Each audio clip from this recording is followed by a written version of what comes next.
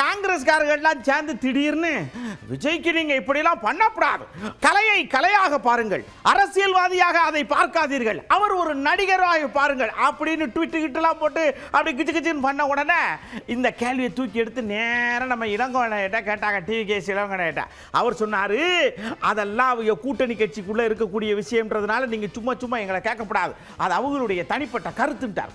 திமுக காங்கிரஸ் கூட்டணி வலிமையாக இருக்கிறது. தமிழ்நாட்டு காங்கிரஸ் தலைவரோ இந்திய தேசிய காங்கிரசின் தேசிய தலைவரோ அல்லது ராகுல் காந்தியோ திமுகவுடன் இருக்க வேண்டும் என்கிற கருத்தை வலியுறுத்தி சொல்லிக் கொண்டிருக்கிறார்கள். அவர்களிடம் எந்த மாற்று கருத்தும் வெளிவரவில்லை. அவர்கள் ஏதேனும் அதற்கு மாற்றாக கருத்து சொன்னால்தான் எங்கள் தலைவர் அதற்கு பதிலளிப்பார்.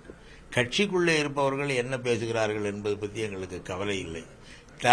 காங்கிரஸ் தலைமை என்ன சொல்கிறது என்பதை பொறுத்து தான் எங்களுடைய நடவடிக்கைகள் அமையும். அது கூட்டணி குழப்பத்தை கிடையாது, அது பாஜகவுக்கு எதிரான கருத்து என்றுதான் எடுத்துக்கொள்ள வேண்டும்.